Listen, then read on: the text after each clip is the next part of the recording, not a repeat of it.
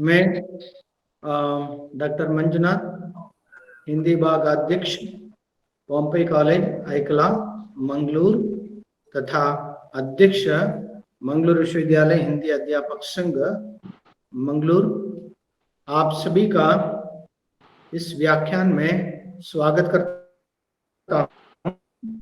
मित्रों, यह Shri Lal Bahadur Shastri degree college Gonda Uttar Pradesh और पॉम्पई कॉलेज आइकड़ा मंगलूर तथा मंगलूर विश्वविद्यालय हिंदी अध्यापक संघ के तत्वावधान में गंगा कावेरी व्याख्यान माला आयोजित है।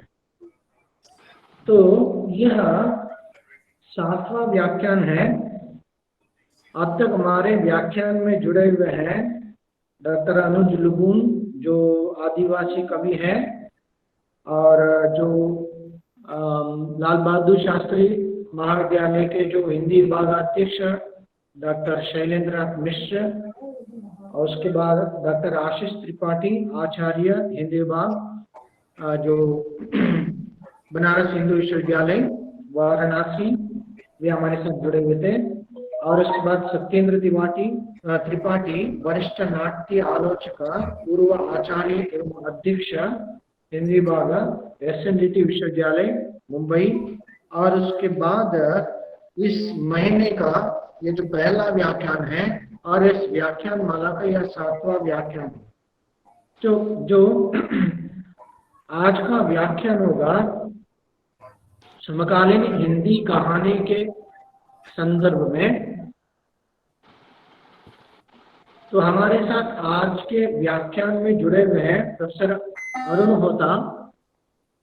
तो आप सभी का इस व्याख्यान में स्वागत करते हुए मैं अपने सहयोगी बहन जो अनुपमा जोगी मिलाग्रेस कॉलेज कल्याणपुर के जो हिंदी प्राध्यापिका है, उनसे अनुरोध करता हूं कि वे प्रार्थना गीत प्रस्तुत करें। अनुपमा जी। हाँ जी, नमस्ते सर। नमस्ते। हाँ। तेरी आराधना करूं, तेरी आराधना करूं, पाप क्षमा कर जीवन दे दे, दया की याचना करूं, तेरी आराधना करूं। तू ही महान सर्वशक्तिमान, तू ही है मेरे जीवन संगीत, तू ही महान सर्वशक्तिमान, तू ही है मेरे जीवन संगीत। दिल के साथ छेड़े झनकार, दिल के साथ छेड़े झनकार, तेरी आराधना है माधुर गीत, जीवन से मेरे तू महिमा पाए, एक ही कामना करूं, पाप क्षमा कर जीवन दे दे, दया की याचना करूं, तेरी आराधना करूं, तेरी आराधना करूं, पाप क्षमा कर जीवन दे दे, दया की याचना करूं, तेरी आराधना करूं। धन्यवाद सर। अनुपमा, प्रार्थना के लिए बहुत बहुत धन्यवाद। बहुत बहुत धन्यवाद। तो इस व्याख्यान में जो अपनी शुभाशीष देंगी श्री लाल बहादुर शास्त्री महाविद्यालय गोंडा के प्राचार्य डॉक्टर वंदना सारस्वत, मैं उन्हें आदर पूर्वक अपनी शुभाशीष के लिए उनका स्वागत करता हूं।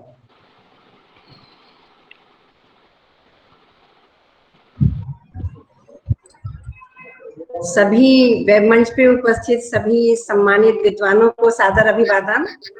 बहुत बहुत धन्यवाद डॉक्टर मंजुनाथ जी, आज इस गंगा कावेरी व्याख्यान माला के 7वें पुष्प का स्वागत है। प्रोफेसर अरुण होता जी, अध्यक्ष हिंदी विभाग, पश्चिम बंगाल राज्य विश्वविद्यालय कोलकाता, हम लोगों के बीच में जुड़े हैं और उनके विचारों से समकालीन हिंदी कहानी पे अपने विचार रखेंगे वो, और निश्चित रूप से हम लोग लाभान्वित होंगे।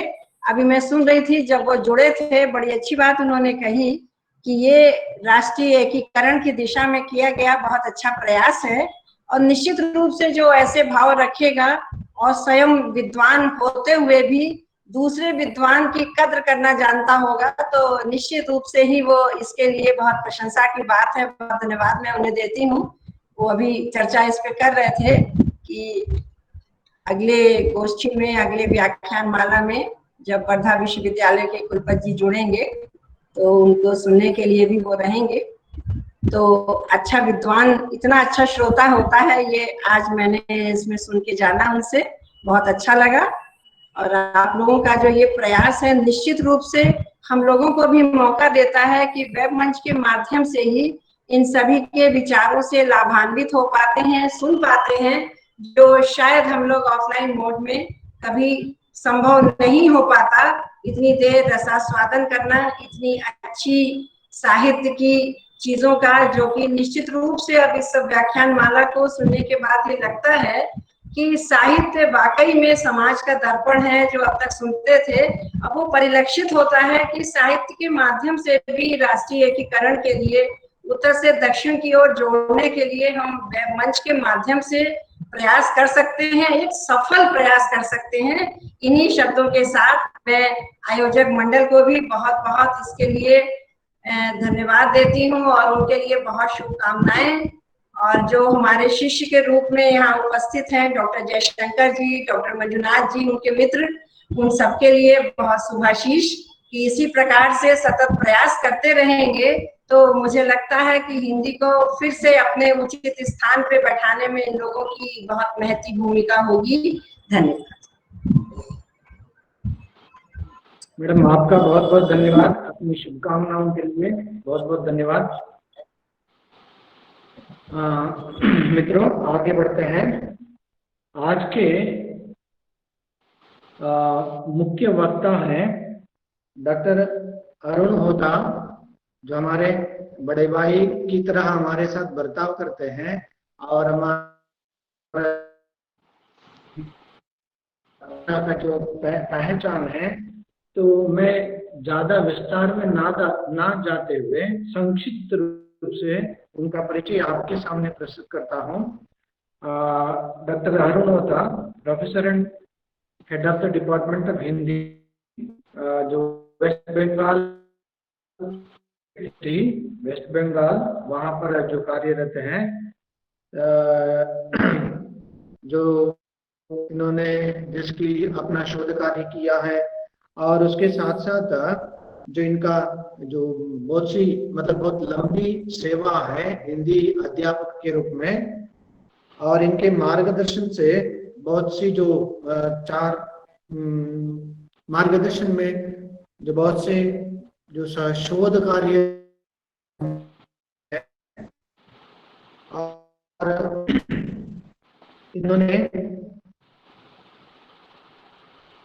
रिसर्च आर्टिकल्स मतलब शोध आलेख 20 से ज्यादा अपना शोध आलेख जो वे साथ साथ रिसर्च आर्टिकल पब्लिश्ड, जो 60 से ज्यादा रिसर्च आर्टिकल पब्लिश्ड है अलग अलग देश के अलग अलग जो पत्र पत्रिकाएं जो है उनमें उनके जो रिसर्च आर्टिकल पब्लिश हुए हैं। और उसके बाद उन्होंने उनके मार्गदर्शन में जो बुक्स रिव्यू जो हुए हैं 32 से ज्यादा बुक्स उनके मार्गदर्शन है, और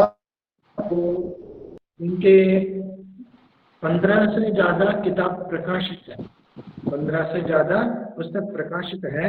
और ये लगभग 100 तक राष्ट्रीय अंतर्राष्ट्रीय सेमिनार कार्यशालाओं में ये जिसके रिसोर्स पर्सन के रूप में भाग ले चुके हैं और वर्तमान में ये पश्चिम बंगाल राज्य विश्वविद्यालय पश्चिम बंगाल में हिंदी विभाग अध्यक्ष के रूप में कार्यरत हैं। ये हमारे आज के वक्ता प्रमुख वक्ता है डॉक्टर अरुण होता जी। मैं इनका हृदयपूर्वक इस अपने व्याख्यान के लिए बहुत बहुत हृदयपूर्वक स्वागत करता हूँ। सर आपका बहुत बहुत स्वागत है सर। धन्यवाद डॉक्टर एस ए मंजुनाथ जी। आवाज जा रही है मेरी तो बता दीजिएगा। आवाज आ रही है जी जी धन्यवाद। ठीक है सर। सबसे पहले मैं कृतज्ञ हूँ गंगा कावेरी व्याख्यान माला में मुझे आयोजित इस संगोष्ठी में अपनी बातें रखने के लिए अनुरोध किया।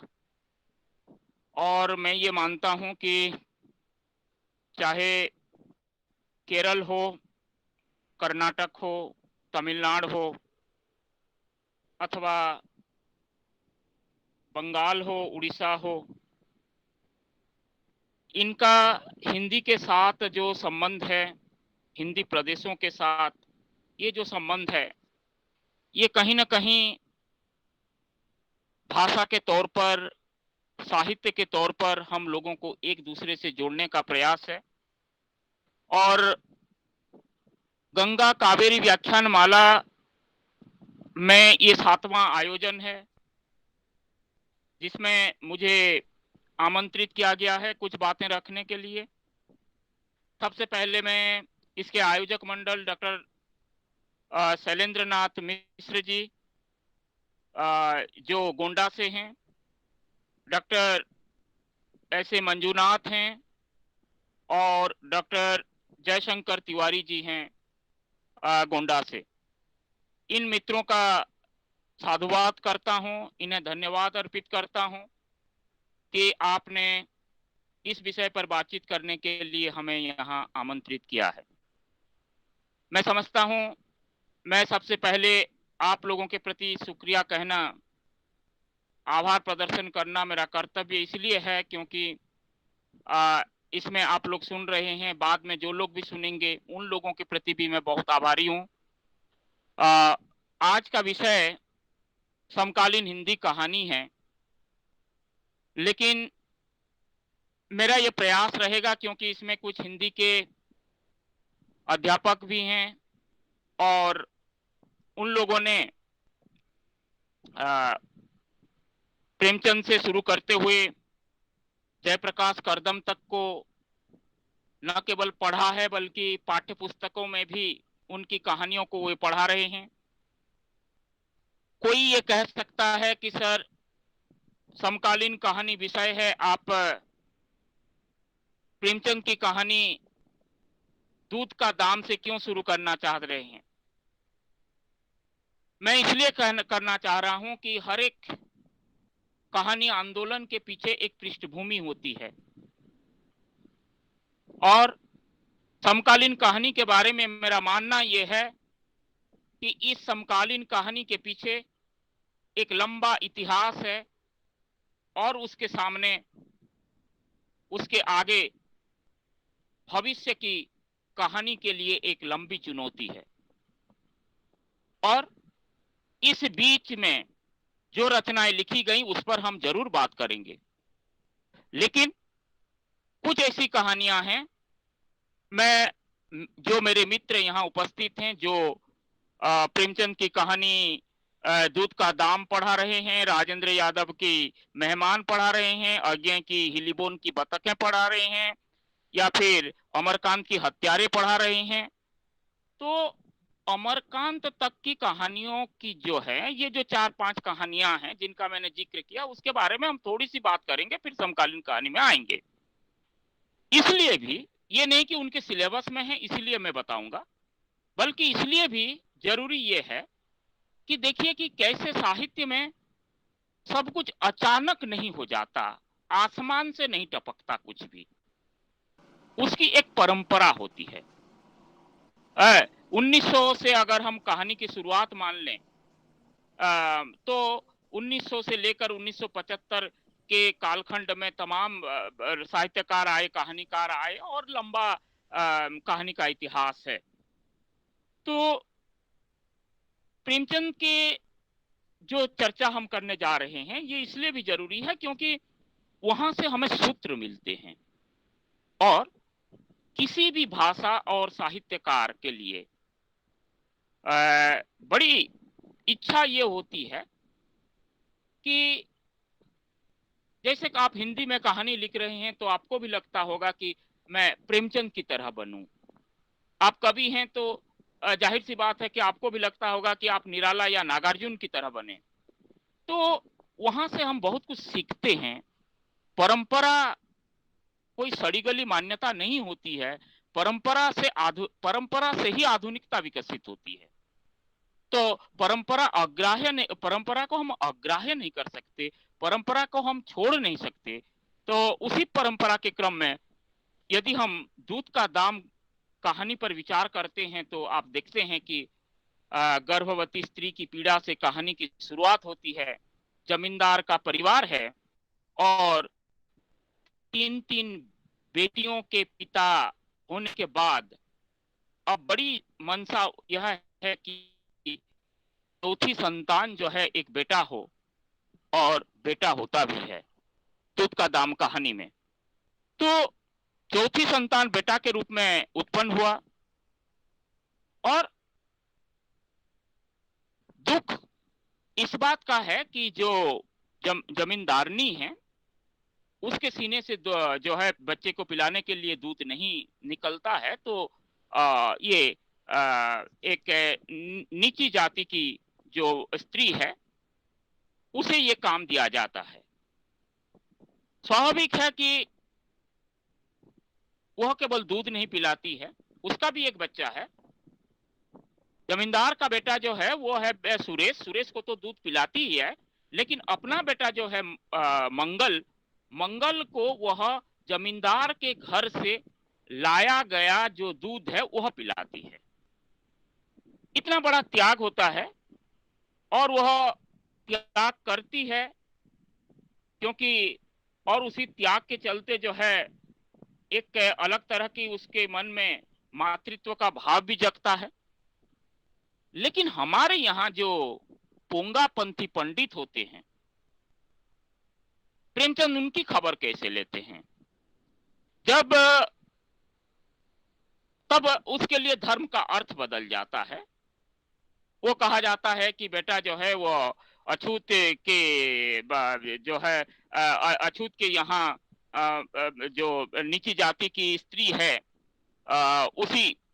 उसी का दुग्धपान वो करती रही है, इसलिए आगे वो नहीं कर सकती है और इतने दिनों तक जो दूध पिया है उसने उसका शुद्धिकरण करना पड़ेगा। बात यहां नहीं रुकती है। प्रेमचंद ये कह के चुप नहीं हो जाते हैं। जमींदार कुछ हद तक विरोध भी करता है, लेकिन मैंने थोड़ी देर पहले कहा कि सूत्र कैसे मिलते हैं। देखिए उसी कहानी में सुरेश के मित्र लोग जब मंगल के यहाँ जाते हैं और खेलने के लिए कहते हैं तो मंगल को कहते हैं कि मंगल जो है वह घोड़ा बनेगा और उस पर सुरेश आदि जो हैं सवार होंगे। तो मंगल के मन में जो चेतना है, जिसे आप कहते हैं कि स्वाभिमान, वो कहता है कि नहीं, वो बनने को तैयार है, लेकिन वे लोग भी बने, वे लोग भी उसे पीठ पर ला दें। लेकिन ऐसा कुछ नहीं होता है। आज इस संदर्भ में मतलब देखिए कि एक दलित संदर्भ आया और एक जाति का संदर्भ आया, आर्थिक स्थिति का संदर्भ आया। कहानी केवल यहां महत्वपूर्ण नहीं रह जाती। आज 10 सितंबर 2020 है और हमारी प्रतिस्पर्धा लग गई है अमेरिका के साथ कि हम अमेरिका को हम पार कर जाएंगे। लगभग रोज 1 लाख के आसपास की महामारी में हम पीड़ित हो रहे हैं और इसी कहानी में भी उस दौर के जो प्लेग की बीमारी फैली हुई थी, उस प्लेग की बीमारी ने किस तरह से मंगल के पिता जो गुदड़ है वो बीमारी उसे ले लेती है, मंगल की जो माँ है उसे गेहूं सांप डस लेता है और वो अकेला रह जाता है, कैसा जीवन वो व्यतीत करता है। तो एक मार्मिक कहानी है और एक मार्मिक कहानी के माध्यम से कई डायमेंशन, आर्थिक तंगी कहिए, जो आर्थिक असमानता कहिए, जातिगत समीकरण कहिए, या फिर तमाम जो है दलित विमर्श कहिए, या सबसे बड़ी बात जो है इन तमाम चीजों को अगर आप छोड़ भी दें तो एक मातृत्व की भावना, मां की भूमिका में प्रस्तुत होने वाली जो स्त्री है वो प्रेमचंद 20वीं शताब्दी के प्रथमार्ध में उसे वो प्रस्तुत करते हैं। तो कहानी में हम तमाम तरह के संदेश पाते हैं और संवेदना इसकी बड़ी जबरदस्त है, बहुत महत्वपूर्ण है। और यहीं से परंपरा यदि हम लेते हैं तो यदि आप देखेंगे कि कहानी जितनी सरल है उतनी ही हमारे दिल को छूने वाली कहानी है। जब कहानी को हम आगे बढ़ाते हैं, इस कहानी को नहीं, कहानी साहित्य को जब हम आगे बढ़ाते हैं तो हमारे सामने एक और कहानी आती है जिन्होंने हिंदी कहानी को आधुनिकता के ढंग से बिल्कुल पिरोया, वो है अज्ञे जी। और अज्ञे जी की महत्वपूर्ण कहानी है हिली बोन की बतख है। वो कहानी भी मंजुनाथ जी ने बताया कि कुछ सिलेबस में है, मतलब कुछ लोग पढ़ाते हैं। ध्यान दीजिए कि एक पहाड़ी स्त्री की कहानी है हिली बोन जो है उसकी वो बतखें पालकर अपनी रोजी रोटी चलाती है, उसके अंडे बेचकर अपना जीवन निर्वाह करती है। वह बेहद अकेलापन का जीवन व्यतीत करती है और अचानक बतखों पर संकट आ जाता है। रोज रात के अंधेरे में एक लोमड़ आता है और बतखें खा जाता है। तो इस स्थिति में उसने यह देखा और एक दिन उसके मुंह से चीख निकल पड़ी। तो जो सेना के जो अधिकारी हैं कर्नल साहब, कैप्टन दयाल, वो उसकी चीख सुनते हैं और कहते हैं कि तुम्हारी तकलीफों को हम दूर करने की कोशिश करेंगे। और हिलीबोन कहती है कि ठीक है, जो लोमड़ी आकर खा जाती है तो ये तय होता है कि उसका शिकार किया जाएगा, उसे गोली से उड़ा दिया जाएगा।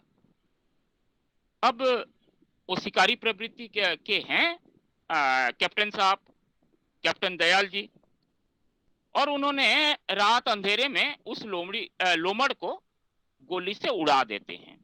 सुबह होते ही हिलीबोन और कैप्टन साहब दोनों उस लोमड़ को ढूंढने जाते हैं। तो हिलीबोन देखती है कि किस तरह से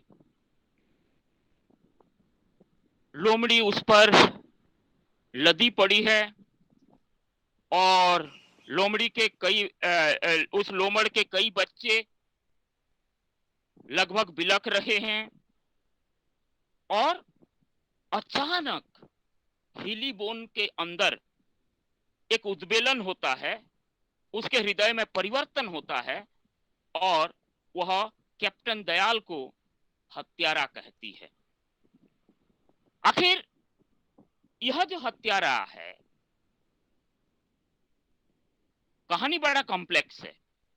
प्रेमचंद की कहानी जितनी सहज थी, अज्ञे की कहानी उतनी कॉम्प्लेक्स है। कॉम्प्लेक्स मतलब जटिल है, लेकिन जटिल होते हुए भी हम एक स्त्री मन की व्यथा, स्त्री की संवेदना कितना गहरा रेखांकित करता है, वह दृश्य उसके अंदर को हिलाकर रख देता है। और इसके बाद वह क्या करती है कि वह अपने अन्य जो बतख थे उन बतखों को मार डालती है। मतलब वह, यानी उसके अंदर की, हिलीबोन के अंदर की जो अतृप्त इच्छाएं थी, जो ममता थी, जो आकांक्षाएं थी, वो अचानक जो है एक दिन फूट निकलती है और एक विशेष महत्वपूर्ण घटना के सामने वह अपने को इजहार कर देती है। और संवेदना के धरातल पर ये कहानी देखिए, कहानी कैसे बदलती है, कहानी का स्वरूप कैसे बदलता है। एक तरफ हम अज्ञों को रखें और उसके पहले हम प्रेमचंद को रखें तो ये अंतर हमें दिखाई पड़ेगा। वहां भी स्त्री संवेदना थी, यहां भी स्त्री संवेदना है, लेकिन समय के साथ किस प्रकार से बदलाव होता है। ये हत्यारा कहने वाली हिली बोन, इसी तरह की एक तीसरी कहानी है, आपने उसे भी उसके बारे में पढ़ा होगा, हत्यारे कहानी, जो मेरे ख्याल से अमरकांत की है। उसमें हुआ ये कि जो है हत्यारा का कथानक वो नेहरू एरा का है, नेहरू जब प्रधानमंत्री थे उस समय का है। और ये कहानी आकार में बहुत छोटी है। ये बतलाती है कि सब कुछ या बहुत कुछ कैसे डूबता चला जा रहा है, और जो हत्यारे हैं वो और कोई नहीं है बल्कि हमारे बीच हैं, जो अपने को बुद्धिजीवी कहलाते हैं, जो अपने को बहुत बड़ा ज्ञानी कहलाते हैं, जो अपने को समाज सेवी कहलाते हैं, जो अपने को चिंतक कहते हैं, वही हत्यारे बनकर आते हैं। कैसे? दो लुम्पेन चरित्र को लिया है। लुम्पेन चरित्र जिनकी मतलब जो केवल अलग तरह के हैं कि जैसे पान की दुकान पर जाते हैं और सड़क पर चलती हुई जो स्त्रियां या युवतियां होती हैं उनका पीछा करते हैं, मैगजीन के दुकान के पास जाते हैं, वो लड़की अगर मैगजीन की दुकान में कुछ खरीदने गई है तो वो वहां खरीदने का भाव करते हैं, पन्ना पलट रहे होते हैं और दोनों अपनी अपनी डींगे हाँक रहे होते हैं, और डींगे हाँकने में अपने को ये सब करने में ही उन्हें बड़ा आनंद आता है। दिन भर केवल गपशप और मस्ती में घूमते रहते हैं। समाज की बातें तो करते हैं बहुत, लेकिन समाज के बारे में कुछ सोचते नहीं हैं। शाम को शराब पीते हैं, बाहर निकलते हैं और बाहर निकलकर किसी वेश्या के यहाँ पहुंच जाते हैं, शारीरिक सुख लेते हैं। शारीरिक सुख लेने के बाद उसे जो पैसा देना होता है, पैसा देने के पैसा खुट्टा नहीं है, छुट्टा नहीं है, पैसे जो हैं उनके पास सभी चेंज करा के आ रहे हैं, यही सोचकर बाहर निकलते हैं, बाहर निकलते हैं। और उनका जब पीछा कोई करा है कि जब वो भाग रहे होते हैं चप्पल अपने हाथों में लेकर, जब उनका कोई पीछा करता है तो जाहिर सी बात को निकल उसे मार। तो हमारे जो मूल्य हैं अमरकांत दिखा रहे हैं, अपने को बड़ा बुद्धिजीवी कहने वाला, बड़ा ज्ञानी कहने वाला, और ये जो इस तरह का लुम्पेन समाज अगर तैयार होता है हमारे यहाँ, तो वो समाज में हमारे जो जीवन मूल्य हैं वो कितना पतित हो सकते हैं, और वो इशारा करते हैं उस कहानी में, हत्यारे कहानी में। तो अब आप देखिए कि किस तरह से बदल गई चीजें, यानी क्यों बदल रहा है ये सब कुछ। प्रेमचंद की तरह क्यों कहानी नहीं बन रही, प्रेमचंद की कहानियों की तरह क्यों कहानी नहीं बन रही है? क्योंकि समय बदल रहा था हमारा। जैसे जैसे हमारा समय बदलता है,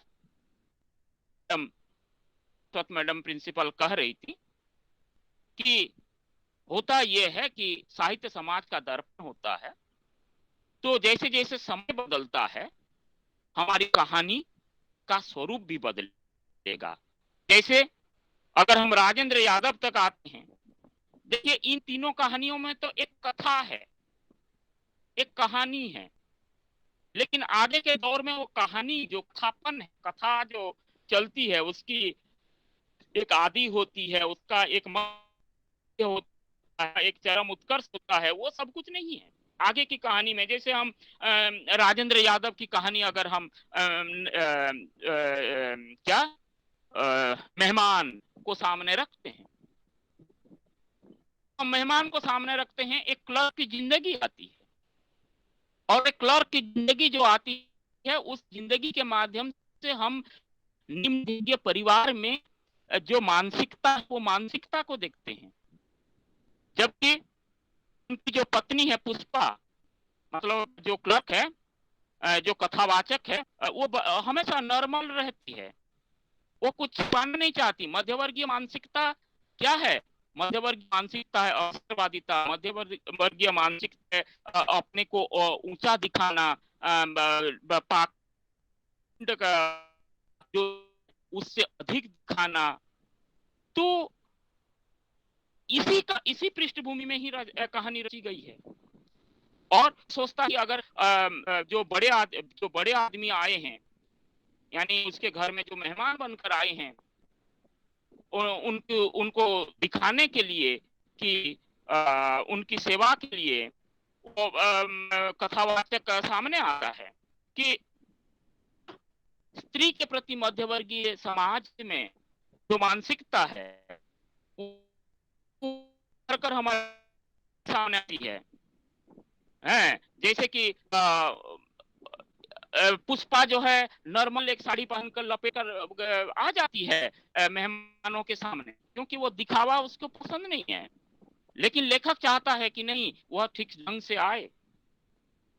जब अब मध्यवर्गीय मानसिकता क्या है? जब आप मित्र लोग, मतलब मेरे पुरुष मित्र, जब आप बाहर निकल रहे होते हैं और घर में मैडम ने कह दिया आपको कि लौटते समय सब्जी लेते आइएगा या कुछ सामान लेकर आइएगा, तो आप फर्ज हैं। क्यों भी फर्ज जाते हैं कि यही सब करने के लिए मैं हूं। यानी ये जो दिखावा है, ये जो शो ऑफ है, और अंदर से जो जमा हुआ हमारा एक तरह का संस्कार है। तो ये इन तमाम चीजों को निम्न मध्यवर्गीय परिवार की जो खूब कहिए, कमियां कहिए, अंतर्विरोध कहिए, कुछ भी कहिए, स्त्री मन की संवेदना और स्त्री के अंतर्मन में चलने वाली तमाम जो चीजें हैं, स्त्री विमर्श जिसे आप कहते हैं, तो स्त्री विमर्श के लेकर लिखी गई कहानी कृष्णा सोबती की बादलों के घेरे में। और आप जानते हैं कि हिंदी में बोल्ड लेखन हम जिसे कहते हैं, स्त्री विमर्श, जिसे आप कह सकते हैं रेडिकल फेमिनिज्म, उग्र नारीवाद जिसे आप कह सकते हैं, उसकी अगर उस उग्र नारीवादी रचनाकारों और चिंतकों में अगर सबसे पहला नाम आती है तो कृष्णा सोबती का नाम आता है। तो किस तरह से स्वार्थ रहित निश्चल प्रेम की सघनता और गहरी संवेदना को वो भारतीय स्त्री के अव्यक्त मन को व्यक्त करती है वो कहानी बादलों के घेरे में। वो उनका पहला कहानी संग्रह है बादलों के घेरे में, जो 1950 के आसपास प्रकाशित हुआ था, जिसमें कि आप देखेंगे कि जो कि आप देखेंगे कि ये कहानी आप पढ़ेंगे तो आपको लगेगा कि कैसे वो मन को छूने वाली कहानी है, और बार बार पढ़कर भी बासी न लगने वाली कहानी है। क्षय रोग से ग्रसित है, मृत्यु की प्रतीक्षा करते व्यक्ति को रीतते प्राणों की घुटन और अकेलापन का, अपनों के पराये हो जाने का, इन तमाम संवेदनाओं को लेकर ही ये कहानी लिखी गई थी। इस स्त्री विमर्श के संदर्भ में हम मृदुला गर्ग की वो महत्वपूर्ण कहानी ले सकते हैं, हरी बिंदी। हरी बिंदी में देखिए यह बिल्कुल स्पष्ट है कि पति जो है बाहर गया हुआ है, और आप भारतीय स्त्री जीवन को अगर कायदे से समझेंगे तो उसे भी उसकी तरह जीने के लिए कुछ वक्त चाहिए, कुछ पल चाहिए, ताकि वह बनकर रह सके। क्योंकि वो क्या होता है अक्सर हमारी भारतीय समाज व्यवस्था में, आप लोग सभी जानते हैं, आपको पता है कि वो कभी किसी की बेटी बनकर रहती है, कभी किसी की पत्नी बनकर रहती है, कभी किसी की मां बनकर रहती है, कभी किसी की मौसी बनकर रहती है। लेकिन वह भी तो बने, उसकी वह भी तो है, उसकी भी तो एक अस्मिता है। तो उस अस्मिता बोध की कहानी है हरिबिंदी। इसके बाद हम आते हैं, मतलब ये मृदुला गर्ग से ही हम कह सकते हैं, या मृदुला गर्ग ही क्यों, कृष्णा सोबती से ही हम कह सकते हैं कि समकालीन कहानी जो है की शुरुआत हो जाती है। मेरा आज का जो समकालीन कहानी पर जो बातें होंगी, बेसिकली हम 90s के दौर को लेकर ही बात करेंगे। इसे कहने में कोई अतिशयोक्ति नहीं होगी कि पिछले 30-35 वर्षों में हिंदी कहानी को एक नया मोड़ मिला है। आपको पता है कि आप सभी जानते हैं, दोहराना नहीं चाहता हूं, कि जब से हमारे यहाँ वो उदार नीति का प्रवर्तन और शुरू हुआ, यानी उदारीकरण आया, उसके बाद से तमाम चीजें बदल गईं। चीजें बदल गई, बहुत अच्छी बात है, चीजें होती ही हैं बदलने के लिए।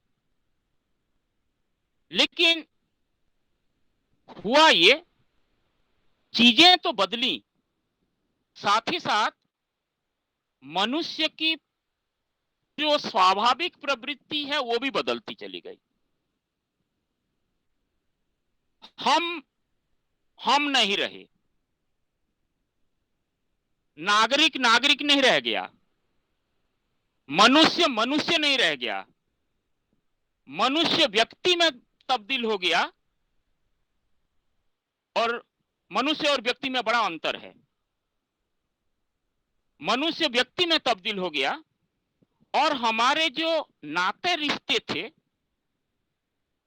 वो केवल संपर्क में बदल गया। यानी हमारा संबंध जो था, संबंध देखिए एकदम प्रगाढ़ होता है, रिश्ते मजबूत होते हैं और अटूट होते हैं, लेकिन उस संबंध को हमने संपर्क में तब्दील कर दिया। समय कैसे बदलता गया देखिए। मैं सोचता हूं कि हम जब समकालीन कहानी कहते हैं तो हमारा रचनाकार अपने समय से पहले मुठभेड़ करता है, उससे जुड़ता है, उससे जूझता है, और जूझने के बाद वह अपने अनुभवों को कभी कविता के माध्यम से, कभी कहानी के माध्यम से, उपन्यास के माध्यम से हमसे साझा करता है। 2020 में भी अगर कोई कविता भक्तिकालीन परंपरा में लिख रहा है तो वह उसे हम समकालीन नहीं कहेंगे। समकालीन उसे कहेंगे जो अपने समय से लड़ रहा है, जूझ रहा है, और अपने समय की जो विसंगतियां हैं, बारीकियां हैं,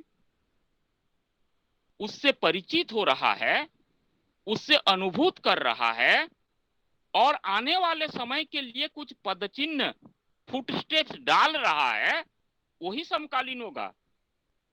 समकालीन का मतलब हम ऐसा नहीं कह सकते हैं कि जो चीजें आधुनिक समाज में थी केवल उस आधुनिक समाज की बातें हम कर दें, और राष्ट्रभक्ति राष्ट्रभक्ति की बातें करें। राष्ट्रभक्ति बहुत जरूरी है, लेकिन हम अपने विवेक को खो दें, ये तो स्वीकार नहीं होना चाहिए किसी भी मनुष्य के लिए। हाँ, व्यक्ति के लिए सब कुछ संभव है, व्यक्ति कुछ भी कर सकता है। जैसे चिप की दावत का सामनाथ ने किया था। व्यक्ति जब होगा वह सब कुछ उसके सामने बिकाऊ हो सकता है। तो समकालीन कहानी को एक नई दिशा देने के लिए एक नया रास्ता देने के लिए हमारे सामने जो लोग आते हैं उनमें से सबसे पहला नाम अगर मेरी दृष्टि में हो तो वो उदय प्रकाश है।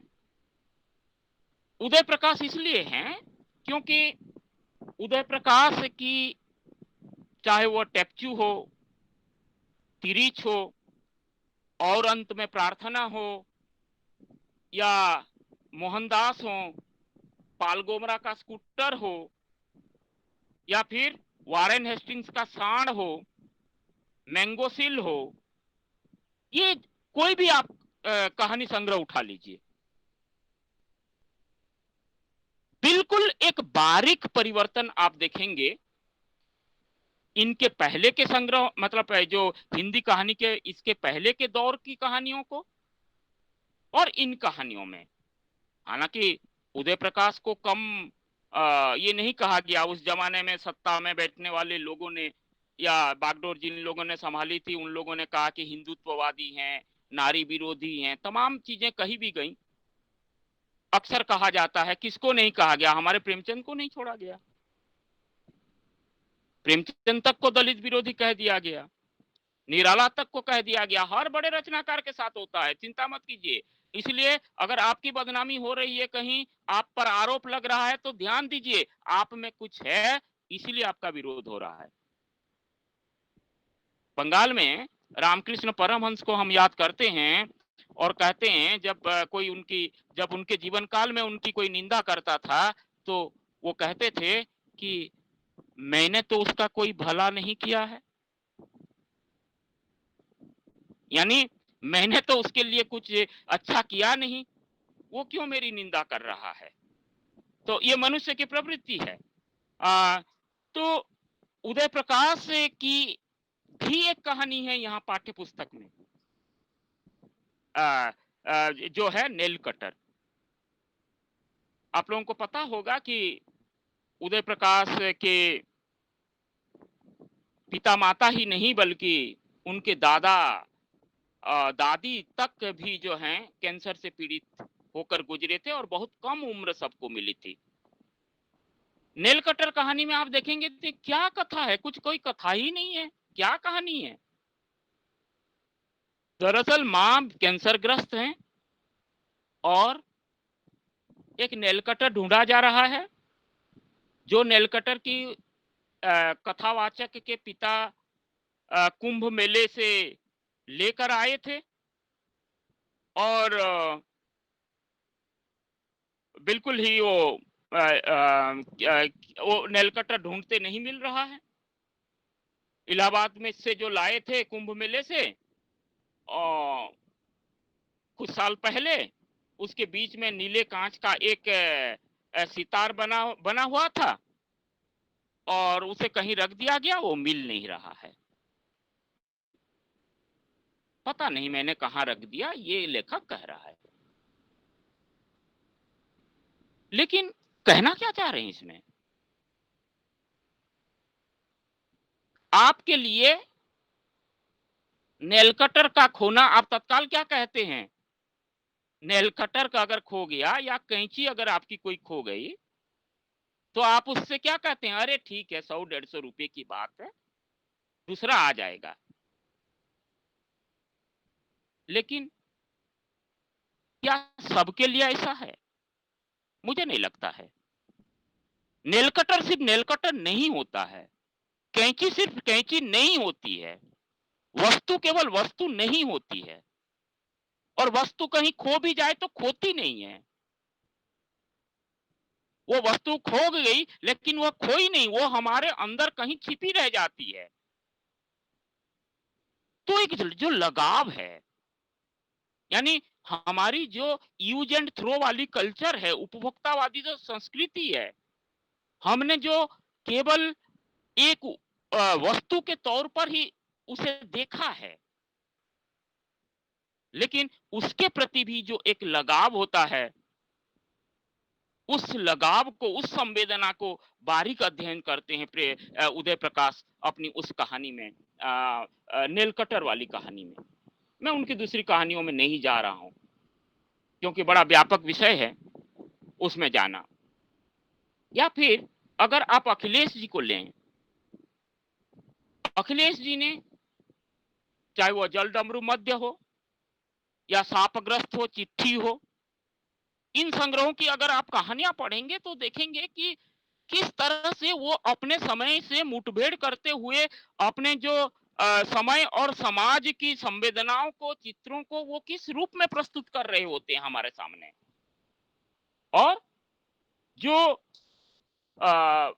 हमारा समाज है, उपभोक्तावादी समाज है, जिसमें कि बस कुछ सूचनाओं के ही हमने सब कुछ मान लिया है, उन और सबसे बड़ी बात है जो मनुष्य विरोधी चीजें हैं, उन चीजों को वह अपनी तमाम कहानियों के माध्यम से, चाहे वह जल डमरू मध्य के जो पात्र हैं सहाय जी हों, या फिर शापग्रस्त का कौन सा पात्र है प्रमोद वर्मा हो, उनके माध्यम से आप देखेंगे कि किस तरह से वो समाज और समय से जुड़ा हुआ एक रचनाकार है। स्वयं प्रकाश भी आते हैं उसमें, लेकिन स्वयं प्रकाश की कहानियां भी बहुत, प्रेमचंद की परंपरा की कहानियों में आप ले सकते हैं, और बड़े महत्वपूर्ण कहानीकार हैं स्वयं प्रकाश। और स्वयं प्रकाश अभी हाल फिलहाल में गुजरे हैं, चाहे वो अब एक ही कहानी का मैं केवल नाम ले रहा हूं, बर्थडे। देखिए मध्यवर्गीय मानसिकता क्या है, बेटे का प्रेम किससे है और मिसेस बैजल का प्रेम किससे है। तो सवाल ये उठता है कि हमारी मानसिकता पूरी तरह से दिनों दिन बदलती जा रही है, हमें ही लूटा जाता है, हम कोई विरोध नहीं करते हैं, हमारा ही शोषण होता है, हम चुप रह जाते हैं। आप जरा अपने 5 नहीं 10 साल पहले की बातें देखिए। मैं एक सामान्य उदाहरण दे रहा हूं कि कैसे हम रोबोट में बदलते जा रहे हैं, और हम जो है ना पूरी तरह से हमारे दिमाग में सुबह से शाम जो भर दिया जाता है उसे हम कैसे मान लेते हैं, हम अपना विवेक खो दे रहे हैं। और ये पूरा कर रहा है समकालीन कहानी में, कविता में, ये पूरा का पूरा जो मामला है ये बाजार कर रहा है। इस पर मैं बहुत लंबी बात इसलिए नहीं करूंगा क्योंकि मेरी एक पुस्तक है भूमंडलीकरण, बाजार और समकालीन कहानी, वो पूरी की पूरी किताब है जिसमें कि हमने इस पॉइंट पर डील किया है। तो बाजार हमारी मानसिकता को कैसे बदल रहा है। भाई हम बदलें, इसमें कोई अन्याय नहीं है, लेकिन क्या आप चाहेंगे कि आप बदलते बदलते अपनी जड़ को, आपकी भी तो अपनी एक पहचान है, आपका भी तो एक लोक है, आपका भी तो एक संस्कार है। संस्कार अगर बुरा है तो त्यागिए, कोई बात नहीं है, साइंस टेक्नोलॉजी आनी चाहिए, लेकिन ये तो आप मत मानिए कि जो कुसंस्कार है उसको आप संस्कार के तौर पर मान लें। ये बदलना बहुत जरूरी है। तमाम हमारे मैं बताऊं कि स्वयं प्रकाश, उदय प्रकाश, अखिलेश, इनकी कथा पीढ़ी के बाद एक लंबी कथा पीढ़ी हमारे सामने आती है, और इस समय जो है मैं बताऊं आपको कि समकालीन कहानी में हमारे सामने कम से कम 4-5 बड़ी पीढ़ियां हैं, और कई सौ कहानीकार हमारे सामने अभी मौजूद हैं जो निरंतर लिख रहे हैं। और इनका जो मूल मुद्दा है, जहां तक मैंने पिछले 20-30 वर्षों की कहानियों को पढ़ा है, उसमें मैंने जो पाया है कि मनुष्य को इस भूमंडलीकरण ने, बाजार ने, उदारीकरण ने, उपभोक्तावादी संस्कृति ने किस तरह से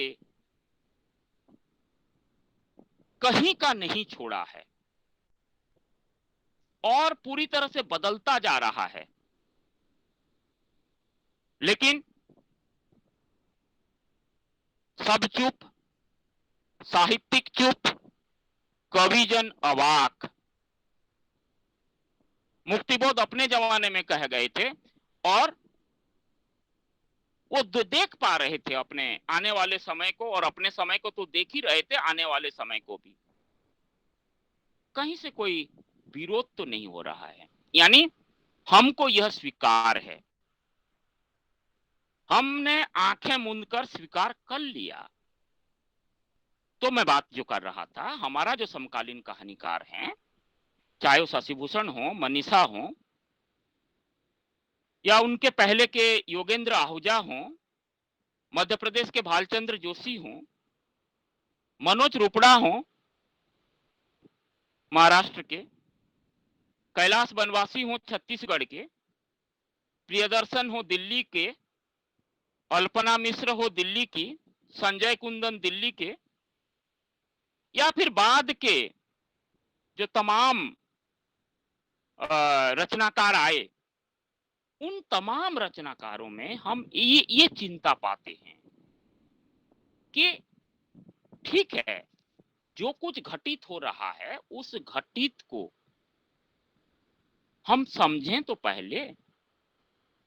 मैंने माना कि उससे हमें लाभ हो रहा है, तात्कालिक लाभ हो रहा है, लेकिन सवाल ये उठता है कि उस तात्कालिक लाभ ने आपको कितना बड़ा नुकसान किया, आपका कितना बड़ा नुकसान किया। जरा आप सोचिए तो, आपके पास जो विवेक है, आपके पास जो इंसानियत है, अगर वो इंसानियत ही घुटती पिसती दरकती रहेगी और उसके बदले में आपको लाखों का तात्कालिक आपको लाभ हो रहा है, लाखों में, और आप उसके सर्वग्रासी षड्यंत्र में आप पड़ते जाएंगे, आप अपनी सत्ता को खोते जाएंगे, तो सवाल ये उठता है कि फिर अगर कहीं कोई विकास हो रहा है, हालांकि विकास कितना हो रहा है आपने अभी अभी देखा होगा कि -23.9 जो है हमारे पिछले तिमाही का जो ये है क्या जीडीपी है, वो कम हो गई है ना। बिल्कुल मैं मानता हूं कि कोरोना के चलते हुई है, लेकिन जो बड़े अर्थशास्त्री हैं वो कहते हैं कि अगर कोरोना न भी आया होता तो भी ये जीडीपी, ग्रॉस सकल घरेलू उत्पाद जो है, यह 10% में आ गया होता। जो मतलब इकोनॉमिक्स के जो बड़े अर्थशास्त्री हैं, लगातार गिरता जा रहा है स्तर। लेकिन आप हम सभी के दिमाग में क्या है कि नहीं, बिल्कुल हमने ये मान लिया है कि सब बढ़िया चल रहा है, बढ़िया, बहुत अच्छा चल रहा है। लेकिन जो कवि प्राण होता है, जो साहित्य का छात्र होता है, जिसके पास थोड़ी सी संवेदना बची हुई है, जिसमें मनुष्यत्व है, उसे दुख होता है, कष्ट होता है। डंडा लेकर वो नहीं चल सकता, बंदूक लेकर वो गोली मारने नहीं जा सकता, वो तो आसान काम है, लेकिन वो तड़पता है। और समकालीन कहानी तड़प रही है। इन तमाम जो विपरीत परिस्थितियां हैं, समय का जो अंतर्विरोध है, एकदम आप इसे देखेंगे, ये मैं मानता हूं कि जो है स्त्री विमर्श, ये भी मैं आपके सामने कह दूं, स्त्री विमर्श, दलित विमर्श, हरिजन विमर्श, सत्ता विमर्श, ये तमाम जो विमर्श, जो आइडेंटिटी क्राइसिस की जो कहानियां आई, इससे एक बात तो हुई, इसे भी आप जान लीजिए। एक बात क्या हुई? एक बात ये हुई कि इससे जो है चेतना फैली, और उस चेतना ने, मैं आज कहने को बाध्य हो रहा हूं कि अगर दलित विमर्श नहीं उभरा होता तो मैं आप, अगर कोई सवर्ण है तो हमारे दलित भाइयों के प्रति उसके मन में जो उसका जो अपना जो रवैया है, उस रवैया में थोड़ा बहुत परिवर्तन नहीं आया होता। ये दलित विमर्श की सबसे बड़ी कोशिश है। लेकिन प्रेमचंद को हमने क्यों उठाया? प्रेमचंद की रचना में आपको क्या मिलेगा? मैं मानता हूं कि स्वानुभूति और सहानुभूति का मामला है, मैं उसमें नहीं जा रहा हूं, लेकिन प्रेमचंद की रचना में हमने क्या देखा? वहां स्त्री विमर्श भी है, सत्ता विमर्श भी है, दलित विमर्श भी है। यानी वहां जो है विमर्श के लिए कहानी नहीं लिखी जा रही थी। जैसे जैसे आप यहाँ आप जयप्रकाश करदम की कहानी 9 बार आप पढ़ाते हैं या आपने पढ़ी होगी। 9 बार उसी ढंग की कहानी है। ये सबसे पहले जब कहानी आई छपी थी तो ये कास्ट 9 बार, ये जो आप शादी ब्याह और क्लासिफाइड एडवर्टाइजमेंट में जाते हैं, जिसमें वो शादी ब्याह का आप विज्ञापन देते हैं, जिसमें लिखा रहता है कि जाति का कोई मामला नहीं है, कास्ट 9 बार जो लिखा रहता है। लेकिन क्या सचमुच कास्ट 9 बार है? पढ़ा लिखा है, शिक्षित है, और उसके पास रोजगार है, बावजूद उसके, और एडवर्टाइजमेंट में लिखा गया था कि कास्ट 9 बार, लेकिन बावजूद उसके पिताजी क्या कहते हैं? बहुत मतलब अपने को प्रगतिशील कहने वाले, मेरे कहने का मतलब यह है कि जो अपने को प्रगतिशील कहते हैं, मार्क्सवादी कहते हैं,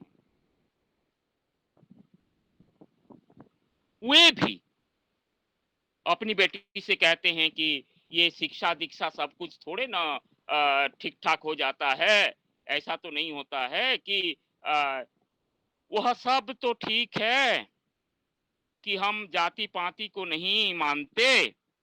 देखिए, जाति पाति को नहीं मानते, ये पापा कह रही हैं कहानी में, और हमने मैट्रिमोनियल में 9 बार छपवाया भी था, लेकिन फिर भी कुछ चीजें तो देखनी ही होती है। आखिर 9 बार का मतलब ये तो नहीं कि किसी चमार चूहड़ के साथ डट डट डट, यानी आप अपने को प्रगतिशील मत कहिए ना, आप अपने को कास्ट 9 बार मत लिखवाइए ना, तब आप इसके कीजिए। लेकिन ये जो दोहरा मानदंड चल रहा है, मतलब उसके भीतर भी एक भेद छिपा हुआ है कि हम जाति पाति नहीं मानते, कथनी कुछ और करनी कुछ और, उसे तो जयप्रकाश करदम उठा रहे हैं या ओम प्रकाश वाल्मीकि ने उठाया था, या फिर आपको जब मालूम होगा कि 56 उपन्यास आपने से कई लोगों ने पढ़ा होगा, वो वहीं से वे हमारे सामने आते हैं। तो ये जो समाज की दोहरी मानसिकता है, इसका खुलासा अगर रचनाकार कर रहा है तो वह अपनी सामाजिक भूमिका का पालन कर रहा है। और समकालीन कहानी को मैं इस ढंग से देखता हूं कि समकालीन कहानी ने जो है अपने समय की जो भी विसंगतियां हैं, उसका जो अंतर्विरोध है, और उसमें आने वाली जो तमाम तरह की दिक्कतें हैं समय और समाज में, धर्म को लेकर, जाति को लेकर, आर्थिक असमानता को लेकर, इन तमाम चीजों को हमारा समकालीन कहानीकार अपनी कहानियों के माध्यम से, मैं कुछ केवल अभी नाम ही गिना रहा हूं, इन्हें आप जरूर पढ़िएगा अगर कहीं समय मिले तो। मेरे बड़े प्रिय हैं, उनकी कथाएं प्रिय हैं, सत्यनारायण पटेल हैं, उनके पहले कैलाश बनवासी हैं, लखनऊ की किरण सिंह जी हैं, यूसुफ की किले कहानी है, कहानी संग्रह है उनका, और इधर प्रज्ञा हैं, कविता हैं, सोनी पांडे हैं, प्रज्ञा पांडे हैं, रजनी मोरवाल हैं, तमाम, मतलब सरिता कुमारी हैं पुणे की, श्रद्धा थवाइत हैं छत्तीसगढ़ रायपुर की। देखिए, जब सब कुछ हम आज के दौर में सब कुछ बिकाऊ हो गया ना, और इस बिकाऊ के दौर में अगर कोई साहित्य सृजन कर रहा है तो वो सबसे बड़ा सामाजिक दायित्व निभा रहा है। हाँ, समय लगता है प्रतिष्ठित होने के लिए, क्योंकि इधर बीच दो तरह की आलोचना चल रही है। एक है उखाड़ फेंकू आलोचना, चाहे कुछ भी आप लिखिए उसको जीरो कर देना कि कुछ भी नहीं है, और तो दूसरी तो एकदम स्तुति परक जो है, क्या जबरदस्त लिखा जा रहा है, क्या है नहीं है। तो उस आलोचना में वो हालांकि बहुत दिनों तक ये चलती नहीं है, एक है ठाकुर सुहाती आलोचना, ये दूसरी जो है, दूसरी आलोचना पद्धति को हम ठाकुर सुहाती कहते हैं। ठाकुर सुहाती मतलब एकदम खुश हो जाएं, आपने आज ही एक कविता लिखी और उसी कविता के आधार पर मैं ये भी नोट करवा देना चाहता हूं कि आज आपने कविता लिखी और ये कुछ ही चंद लोगों में है और वो सोचते हैं कि वो मुक्तिबोध से भी बड़े कवि हो गए। निराला तो छोड़िए, मुक्तिबोध से बड़े कवि। आज ही कोई कहानी उन्होंने लिखी तो लगता उन्हें है कि वो प्रेमचंद को बाजी मार गए। उदय प्रकाश तो उनकी कहानियों के सामने घास भी छिलने लायक नहीं है। अखिलेश तो क्या चीज है। तो ये एक पीढ़ी भी उभर रही है, मेरे कहने का मतलब ये है। लेकिन अगर अपने जीवन के अनुभवों को कोई साहित्य में साझा कर रहा है तो मैं मानता हूं कि वह समाज का बहुत बड़ा काम कर रहा है, और अगर कहीं अन्याय का वह विरोध कर रहा है तो बहुत बड़ी बात है। और मुझे जो इनकी कहानियों में, समकालीन कहानी में जो है ना, मुझे जो इसलिए पसंद है कि इनके जो कैरेक्टर्स हैं, जो पात्र हमारे सामने आते हैं, वो कहीं भी, वो देखिए, वो लड़ते हैं, जूझते हैं, जीत नहीं होती है, जीत नहीं पाते हैं, लेकिन अपनी जिजीविसा बनाए रखते हैं, अपनी संघर्षशीलता बनाए रखते हैं। ये पात्र कभी अपनी हार स्वीकार नहीं करते हैं। टूट भले जाएं, अगर आप कहानी लिख रहे हैं, वो आपका पात्र जो है, मूल पात्र जो है, जिसके साथ आप चल रहे हैं, वो टूट भले जाएं आप, लेकिन घुटने न टेक दें। ये अगर चीजें कहानी में हैं तो मैं उन कहानियों को और उस कहानीकार को सलाम करता हूं, उस कहानी को प्रसिद्ध कहानी मानता हूं, क्योंकि साहित्य वही है जो हमारा दिशा निर्देश भी करे, लेकिन वो उपदेशक के तौर पर नहीं, किसी पंडित पुजारी की तरह नहीं, बल्कि एक सखा बनकर, एक साथी बनकर वह हमारा मार्गदर्शन करे, तो वह सच्चा साहित्य होगा। आप लोगों ने सुना, ढेर सारे प्रश्न अगर होंगे, अगर किसी के मन में कोई समकालीन कहानी को लेकर या किसी भी विषय को, हिंदी साहित्य से किसी भी विषय को लेकर हो, तो मैं अपने मैं प्रसन्न रहूंगा। या कोई बात होगी तो जरूरी नहीं है कि मैंने जो बातें कही उससे आप सहमत हो। बिल्कुल, नाम्बर जी भी हमेशा कहा करते थे, असहमत होना हिंदी की आलोचना को आगे बढ़ाना है। और इसे यदि हम अपने जीवन में भी उतार दें तो जाहिर सी बात है कि चारों ओर की जो व्यवस्था है, चारों ओर की जो चीजें चल रही हैं, उससे भी अगर असहमत होते हैं, मतलब क्या, अपना विचार कुछ अलग रखते हैं, और उस विचार को जब हम रखते हैं तो जाहिर सी बात है कि हमारे साथ विचार भी है, हमारे साथ विवेक भी है, हमारे साथ बुद्धि भी है। हम इसका प्रमाण दे रहे हैं। और अभी हम रोबोट नहीं बने हैं, अभी हम इंसान हैं, हम में इंसानियत जीवित है, और ये इंसानियत बचेगी मित्रों तो साहित्य बचेगा, और हमारा समाज बचेगा, देश बचेगा। आप लोगों ने सुना, बहुत बहुत धन्यवाद आप सबों को। खास तौर पर गंगा कावेरी जो संस्था है, उसमें व्याख्यान के लिए आमंत्रित किया, इसलिए मैं हमेशा याद रखूंगा आप लोगों को। कभी कोई बात हो तो जरूर हमसे साझा कर सकते हैं। मैं अपना ईमेल आईडी आपको दे रहा हूं, ताकि कोई बात हो तो आप ईमेल से, कोशिश होगी ईमेल करें तो मुझे खुशी होगी। धन्यवाद सर, बहुत बहुत धन्यवाद।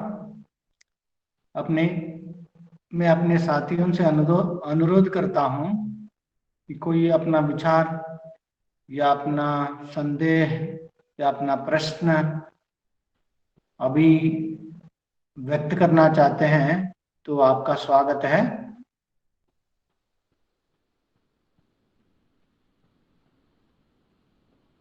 चाहे तो आप अपने चैट बॉक्स में भी लिख सकते हैं।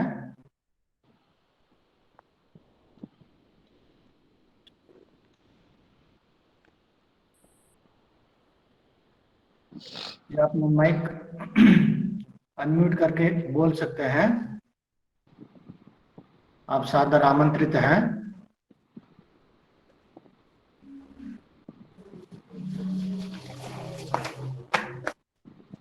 मित्रों,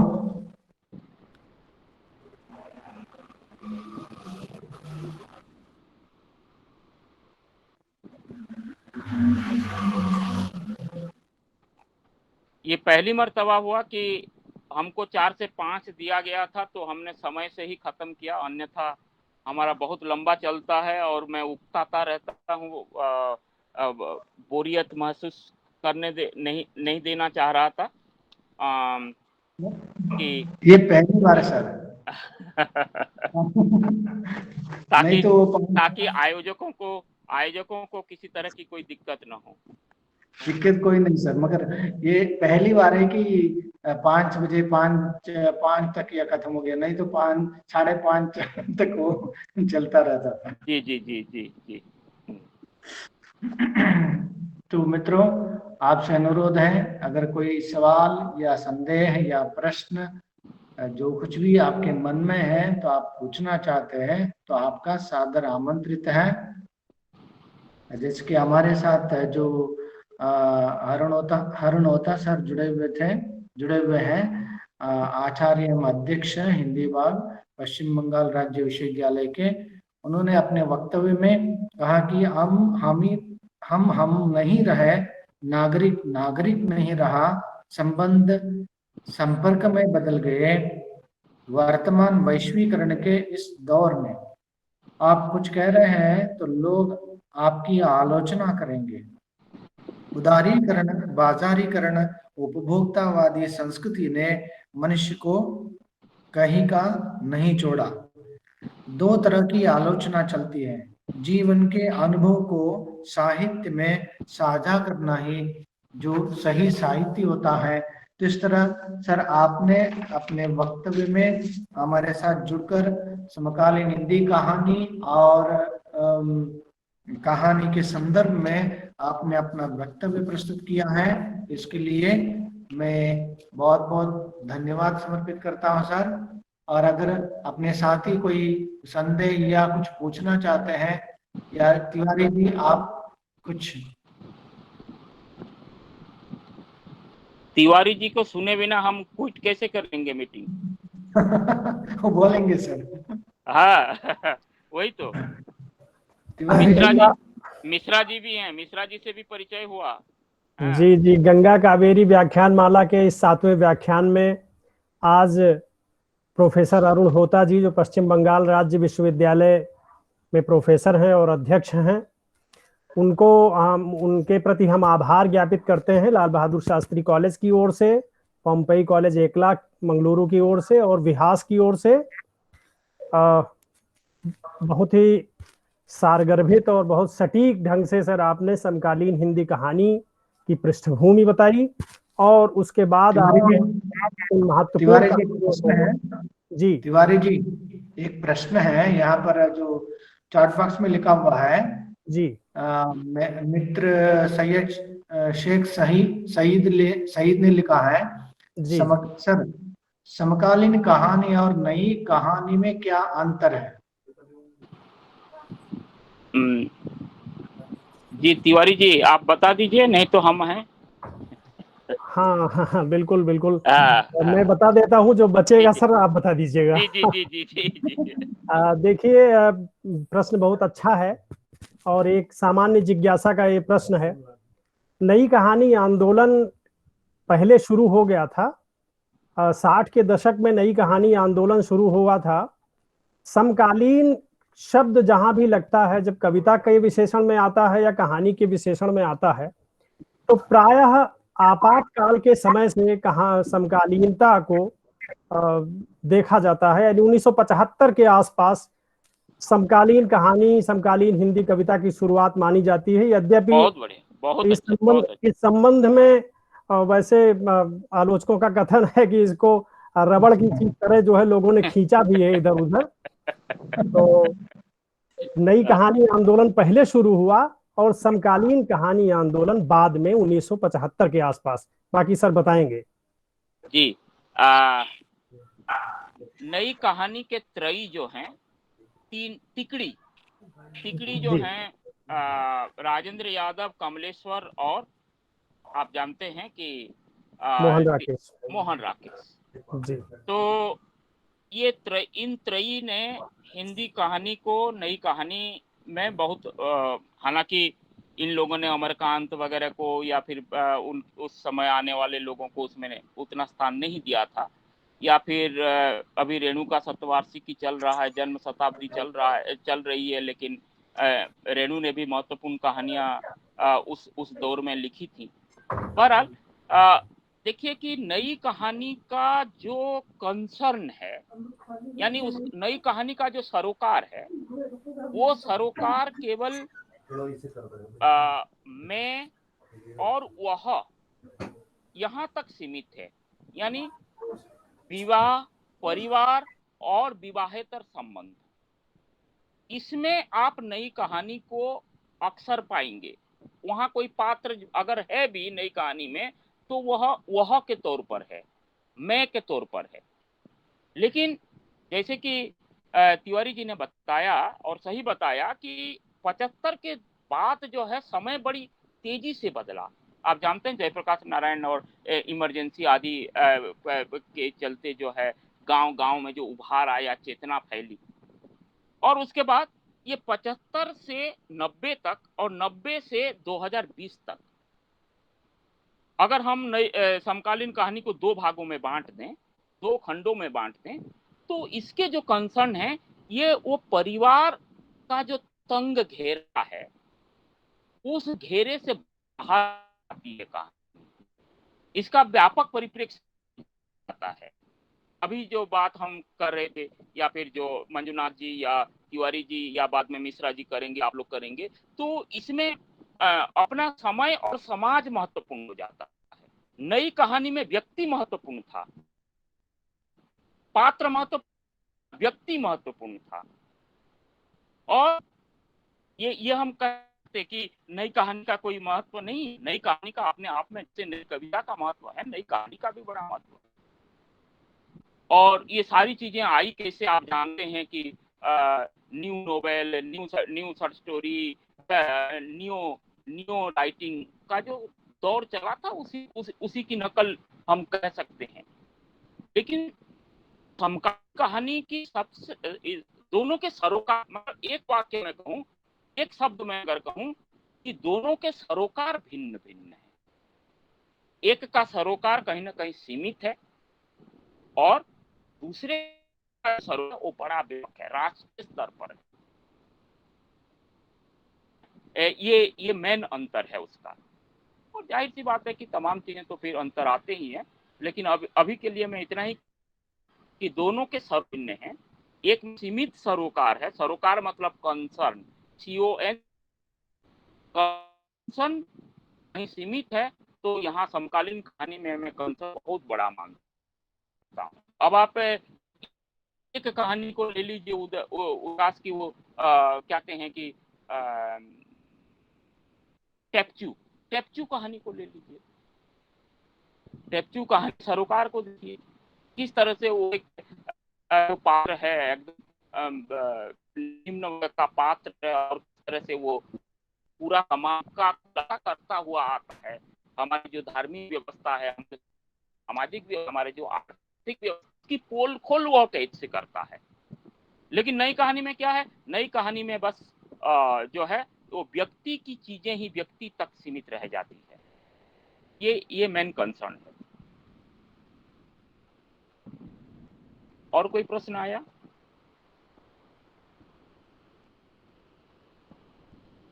मित्रों और कोई सवाल? नहीं। जी हाँ, और कोई?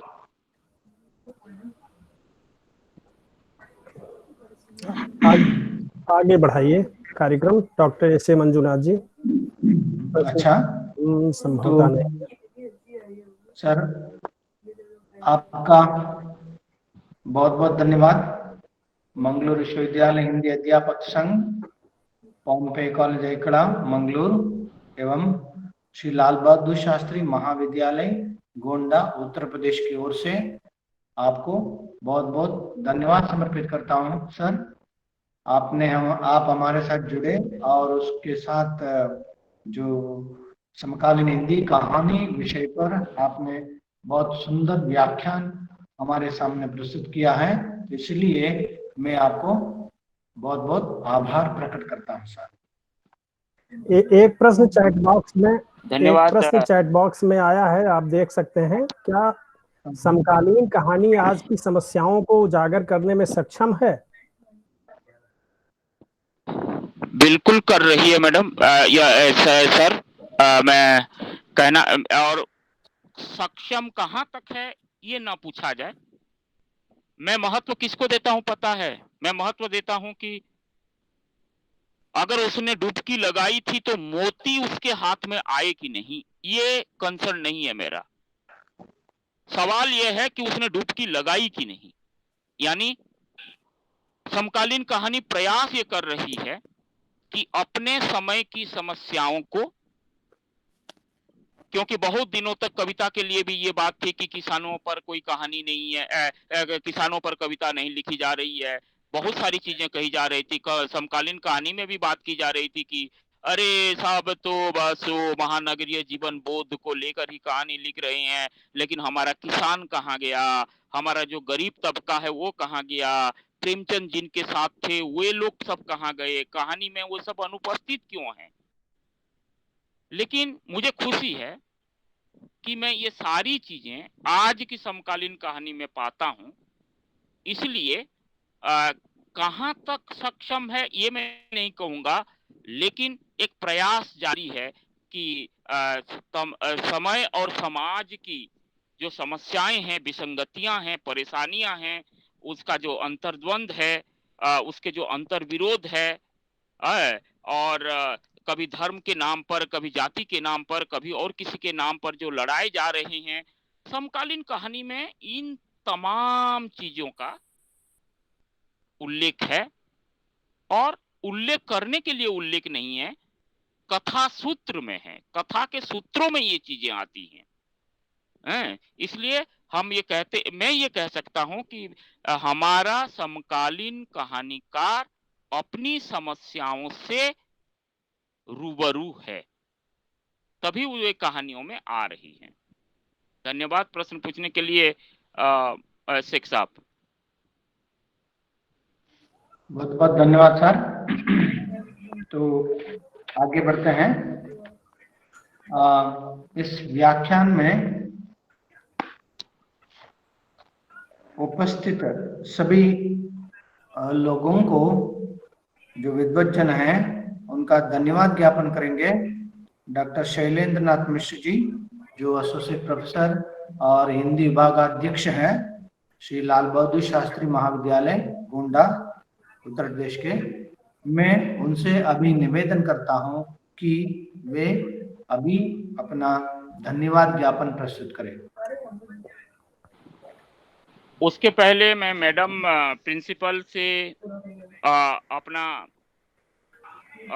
आभार प्रकट करना चाहता हूं। मैं बहुत आभारी हूं उनके, सचमुच मतलब मुझे उन्हें सुनकर बहुत मतलब कम शब्द उन्होंने कहा, लेकिन जो भी कहा बड़ी मतलब लगा कि बिल्कुल संवेदना के धरातल पर ही बातें कर रही थी मैडम, और बहुत ही प्राणवंत और जीवंत ढंग से मतलब उन्होंने आशीर्वचन दिया। इसलिए उनके प्रति मैं अपनी तरफ से बहुत ही शुक्रगुजार हूं, उनके प्रति आभारी हूं।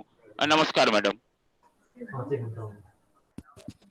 हमारे आज के अतिथि वक्ता जिन्होंने समकालीन हिंदी कहानी पर बहुत ही मूल्य परक व्याख्यान प्रस्तुत किया प्रोफेसर अरुण होता जी। मैं उन्हें आभार ज्ञापित करता हूं गंगा कावेरी आयोजक मंडल की ओर से कि उन्होंने अपना मूल्यवान समय निकाल करके हम लोगों के बीच में अपने विचारों को साझा किया। सर, हम आपके बहुत बहुत आभारी हैं। इसके साथ ही साथ हमारे साथ जुड़े हुए जितने प्रतिभागीगण हैं, मैं उन सब का हृदय से आभार ज्ञापित करता हूं। हमारे साथ जुड़े हुए लोगों में तो कई लोग हैं जिनमें लाल बहादुर शास्त्री महाविद्यालय के आदरणीय पूर्व प्राचार्य डॉक्टर D.K. गुप्त सर हैं। मैं उन्हें धन्यवाद ज्ञापित करता हूं कि वो उत्साहवर्धन हमारा करते रहते हैं। मैं प्रणाम करता हूं और आभार ज्ञापित करता हूं। इसके साथ ही साथ महाविद्यालय से डॉक्टर ममता शुक्ला मैडम, जो मनोविज्ञान विभाग में प्रोफेसर हैं, असिस्टेंट प्रोफेसर हैं, वो जुड़ी हुई हैं। मैं उन्हें भी धन्यवाद ज्ञापित करता हूं। इसके साथ ही साथ राजेश चौबे जी जुड़े हुए हैं बहराइच से। बांदा से डॉक्टर अश्विनी कुमार शुक्ल जी जुड़े हुए हैं। मैं उन्हें भी प्रणाम करता हूं और आभार ज्ञापित करता हूं कि वो हमारे इस व्याख्यान माला में जुड़ करके इसको और अर्थपूर्ण बनाया है। इसके साथ ही साथ मैं जिनका नाम नहीं ले पा रहा हूं, उन सभी प्रतिभागी मित्रों को बहुत बहुत आभार, बहुत बहुत धन्यवाद।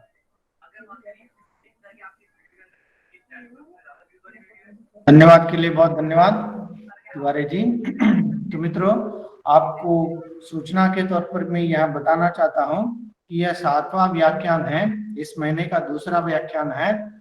तो अगले व्याख्यान होगा श्री विभूति नारायण राय, IPS, पूर्व पुलिस महानिदेशक एवं कुलपति, महात्मा गांधी अंतर्राष्ट्रीय हिंदी विश्वविद्यालय, वर्धा, महाराष्ट्र।